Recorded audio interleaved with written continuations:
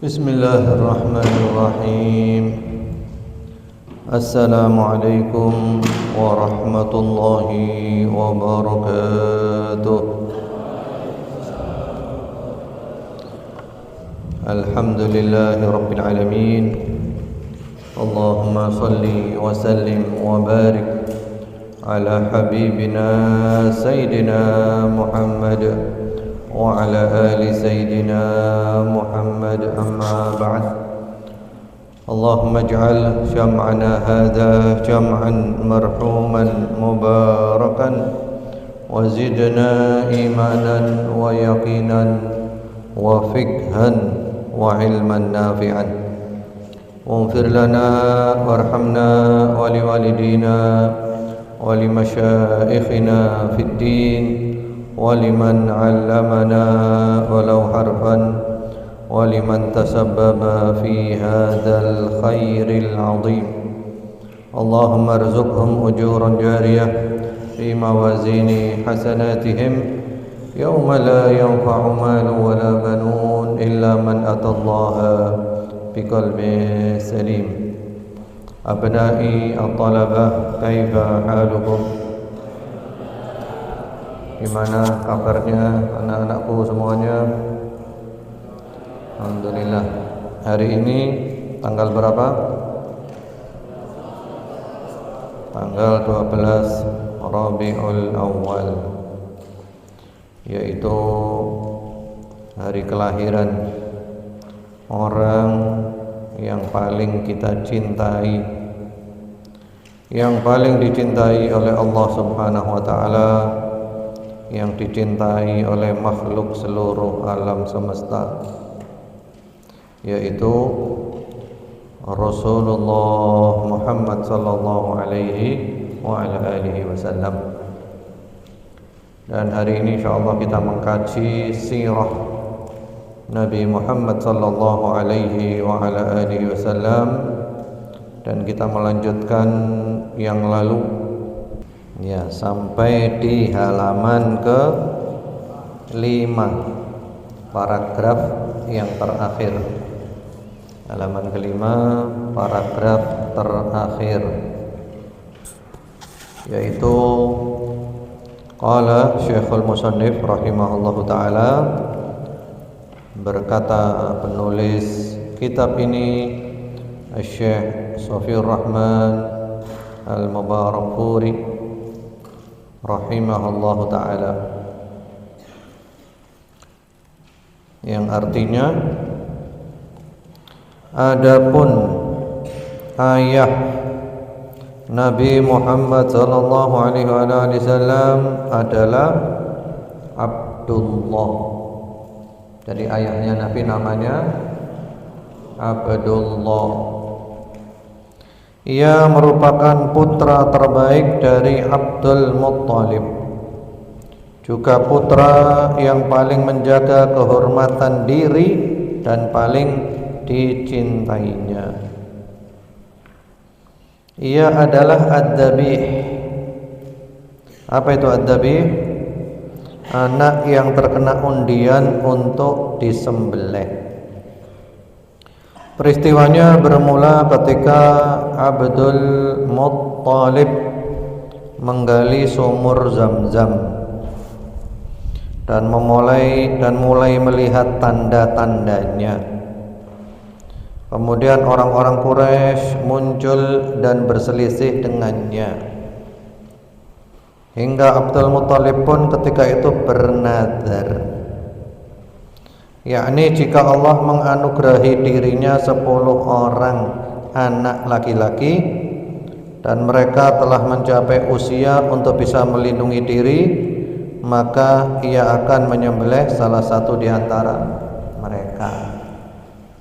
Nah, itu kebiasaan orang-orang zaman dahulu ya, seperti ini, yaitu dia bernadzar, berjanji kepada Allah kalau punya anak laki 10, maka yang satu akan disembelih, yang satu akan disembelih. Kemudian ketika telah lengkap jumlah anaknya 10, ia pun mengundi di antara anak-anaknya, dan jatuhlah undian itu kepada Abdullah. Jadi diundi, siapa yang namanya keluar, dialah yang disembelih. Ternyata yang keluar siapa? Abdullah, bapaknya Nabi. Maka ia pun menuju ke Ka'bah untuk menyembelihnya.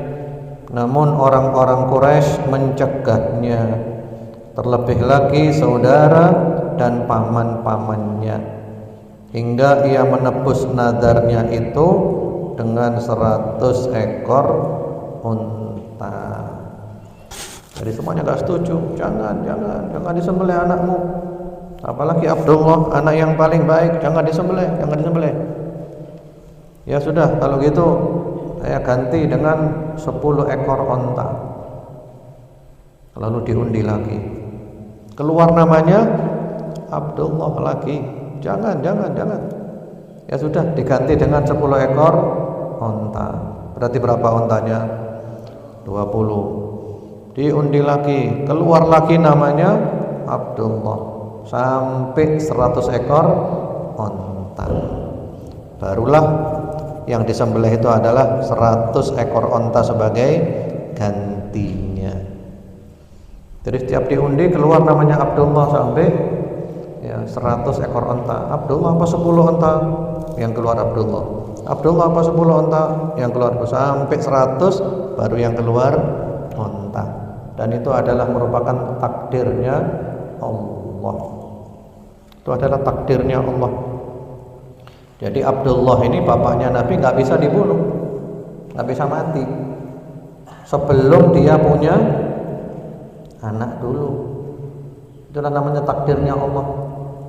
Nanti setelah istrinya hamil, baru dia ditakdirkan oleh Allah meninggal karena sudah punya anak yang kemudian dialah adalah Nabi Muhammad sallallahu alaihi wasallam. Maka Nabi SAW merupakan putra dari 2 orang sesembelihan, Ibnu Ad-Dabihain. Jadi Nabi Muhammad itu dikenal dengan Ibnu Ad-Dabihain, anak dari 2 orang yang pernah disembelih. Siapa itu? Yaitu Ismail dan Abdullah. Juga beliau merupakan putra dari 2 orang tebusan yang ditebus, yakni ditebus Ismail dengan 1 ekor domba yang besar, dan ditebus Abdullah dengan 100 ekor onta. Ya. Jadi itu ceritanya. Jadi Nabi itu punya panggilan siapa? Bapaknya Nabi atau Nabi Ibnu Ad-Dabihain. Ibnu Ad-Dabihain, anak dari 2 orang yang pernah disembelih. Yang pertama adalah Nabi Ismail, yang kedua adalah ayahnya Nabi Abdullah. Yang kedua-duanya juga ditebus. Ismail ditebus dengan apa? Wa fadainahu bidzibhin 'adzim, yaitu domba yang gede. Sementara Abdullah ditebus dengan 100 ekor unta, ya. Jadi Nabi juga dikenal dengan sebutan Ibnu Ad-Dabihain. Kemudian Abdul Muttalib memelehkan jodoh untuk putranya Abdullah, yakni Aminah binti Wahab. Ia seutama-utama wanita Quraisy dari sisi kemuliaan dan kedudukannya. Ayahnya yang bernama Wahab adalah pemimpin Bani Zuhrah dari kaitan nasab, keturunan maupun kemuliaannya. Ya, jadi zaman dulu itu kalau nikah dijodohkan. Nah, dipilihkan untuk Abdullah ini seorang perempuan namanya Aminah binti Wahab dari dari suku yang mulia, dari kalangan orang terhormat. Waktu berjalan cepat. Setelah selesai pinangan kemudian dilangsungkan pernikahan, hingga Abdullah bersama Aminah telah membangun rumah tangganya di Mekah. Aminah pun mulai mengandung janin Rasulullah sallallahu alaihi wasallam. Ya, telah menikah sekarang hamil. Suatu waktu Abdul Muthalib mengutus Abdullah ke Madinah atau ke Syam untuk berdagang. Sekembalinya dari Syam dan ketika berada di Madinah, Abdullah meninggal dan dikuburkan di Darun Nabighah Az-Zubyani, ya, yaitu di Madinah. Ini terjadi sebelum kelahiran Rasulullah SAW menurut pendapat yang paling benar.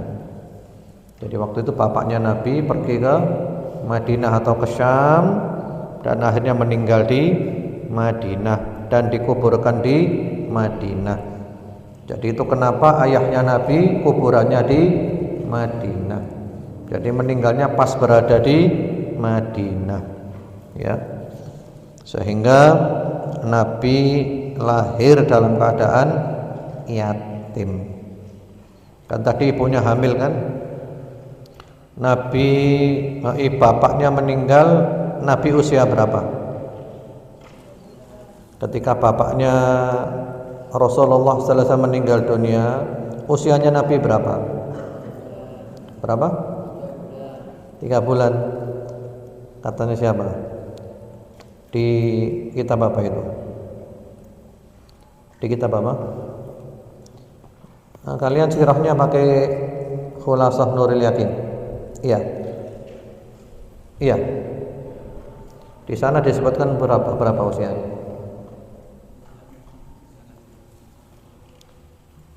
Ya, itu memang ada perbedaan pendapat usia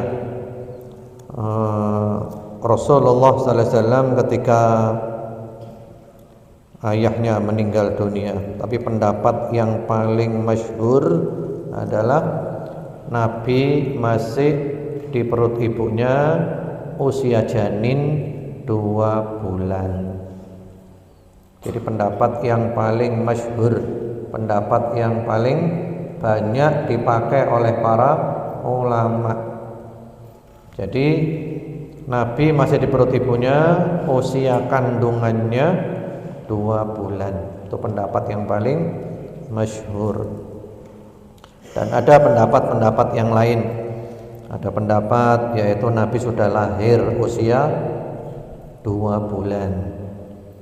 Ada pendapat Nabi sudah lahir usia 7 bulan, usia 9 bulan, usia 28 bulan, ya, itu pendapat-pendapat. Tapi pendapat yang paling banyak dipakai oleh para ulama, Nabi masih di perut ibunya, usia kandungan 2 bulan. Sehingga Nabi ketika lahir sudah nggak punya ayah, lahir dalam keadaan yatim. Kemudian berikutnya lagi kelahiran Nabi Muhammad sallallahu alaihi wasallam. Rasulullah sallallahu alaihi wasallam dilahirkan di pemukiman Bani Hashim di kota Mekkah di waktu pagi hari Senin tanggal 9 atau ada yang mengatakan tanggal 12 pada bulan Rabiul Awal di tahun Gajah. Jadi tanggal lahir yang pertama tanggal 9 Rabiul Awal adalah yang paling benar. Sedangkan tanggal lahir kedua tanggal 12 adalah yang paling masyhur, paling terkenal, yakni bertepatan dengan tanggal 22 April 571 Masehi.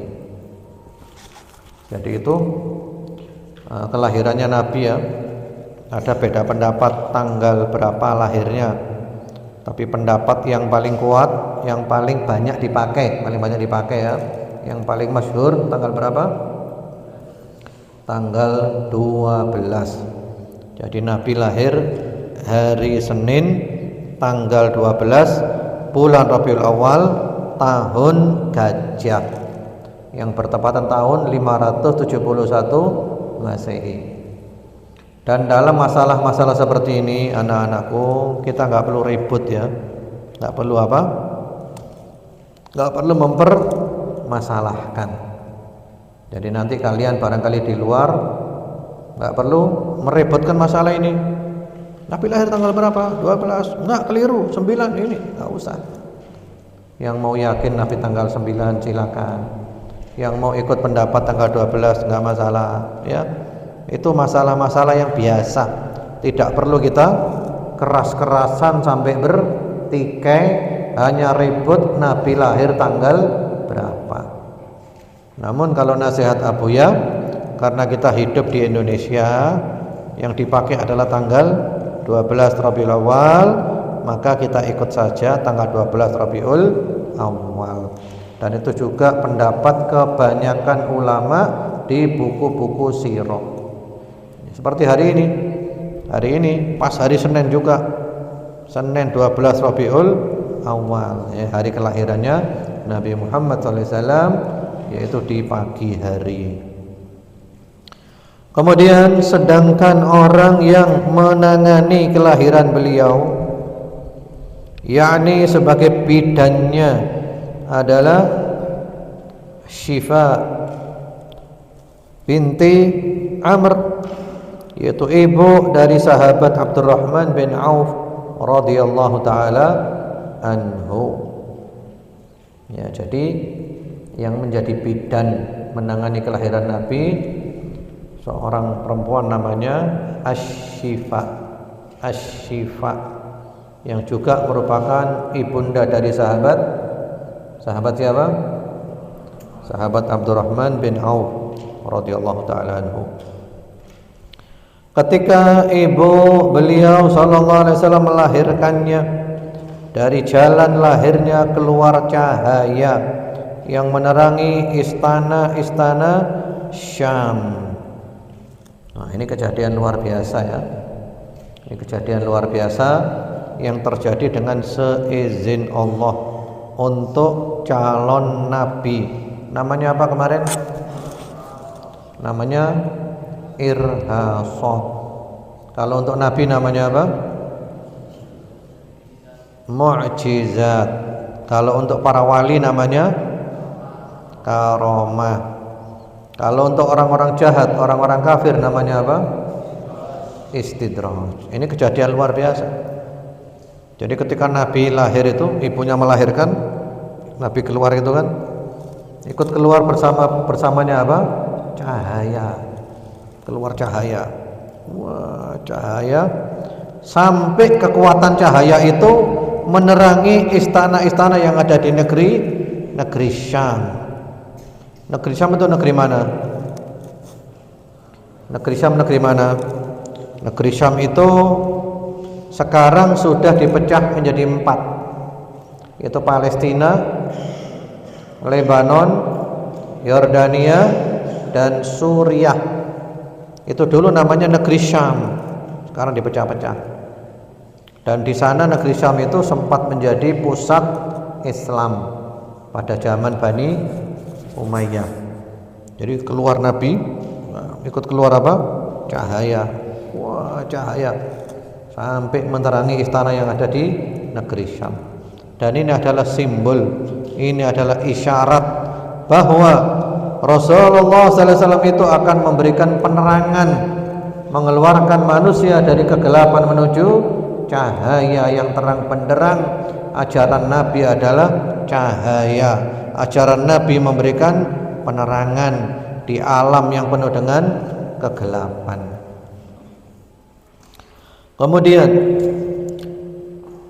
Aminah lalu mengirim utusan kepada kakek Nabi sallallahu alaihi wasallam, yakni Abdul Muttalib, untuk menyampaikan kabar gembira tentang kelahiran Nabi sallallahu alaihi wasallam. Jadi ibunya ngirim utusan, beritahukan kakeknya, karena bapaknya meninggal, beritahu bapaknya, bapak yaitu kakeknya, ini lahir cucunya laki-laki, biar dia senang. Ini adalah kabar gembira. Maka datanglah Abdul Muttalib dengan perasaan gembira dan bahagia, lalu membawa sang bayi memasuki Ka'bah, bersyukur kepada Allah, mendoakan bayi tersebut, kemudian memberi nama kepadanya Muhammad, artinya yang terpuji, dengan harapan bayi tersebut akan terpuji. Jadi oleh kakeknya dibawa kemana? Dibawa kemana oleh kakeknya? Digendong, dibawa masuk ke dalam Ka'bah. Karena Abdul Muthalib kakek Nabi itu yang bawa kuncinya Ka'bah, juru kunci Ka'bah. Dia bisa masuk Ka'bah sewaktu-waktu. Bawa masuk Ka'bah, bersyukur kepada Allah, didoakan, diberi nama Muhammad. Dan nama ini pun adalah takdirnya Allah Subhanahu wa ta'ala. Karena Allah sudah menyebutkan di dalam kitab Taurat dan Injil, nanti ada nabi akhir zaman namanya Ahmad atau Muhammad, sama saja, sallallahu alaihi wa ala alihi wasallam.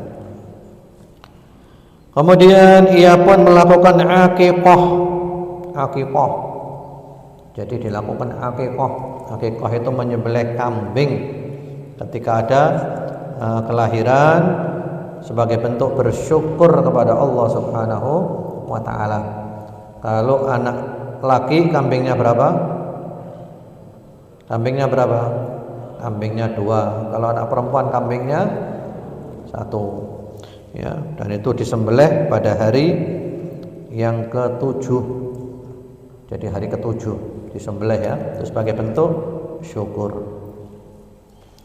Kemudian mengkhitannya pada hari ke-7. Nah, ini adalah pendapat, ada perbedaan. Itu diterangkan di catatan kakinya ya. Sebagian ulama berpendapat bahwa Nabi itu dikhitan.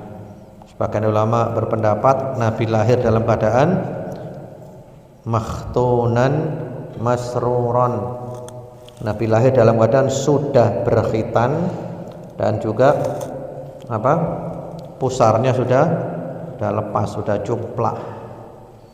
Jadi ada pendapat Nabi lahir sudah berkhitan dan sudah lepas ya tali pusarnya atau cuplak. Ada juga pendapat bahwa Nabi itu dikhitan oleh kakeknya seperti yang ada di buku ini. Itu diterangkan di catatan kaki. Dan masalah-masalah seperti ini anak-anakku tidak perlu diributkan. Ini bukan masalah besar, bukan masalah prinsip, bukan masalah pokok-pokok agama yang harus diributkan. Yang yakin Nabi lahir sudah dikhitan, silakan. Yang ikut pendapat Nabi dikhitan oleh kakeknya, silakan. Ya silakan, nggak ada masalah. Dan memberi makan kepada orang-orang sebagaimana biasa dilakukan oleh orang-orang Arab. Kemudian yang menjadi pengasuh Nabi SAW adalah Ummu Aiman Barokah Al-Habasyiyah. Itu juga terkenal ya. Jadi yang mengasuh Nabi siapa namanya? Ummu Aiman. Ummu Aiman panggilannya, namanya adalah Barokah Al-Habasyiyah. Maksudnya adalah orang dari Ethiopia, orang kulit hitam. Itu yang mengasuh Nabi. Itu bekas budak dari Abdullah, ayah Nabi Muhammad SAW. Itu warisannya ayahnya Nabi. Dan Nabi itu selalu ingat Ummu Aiman. Nabi sering datang ke rumahnya Ummu Aiman.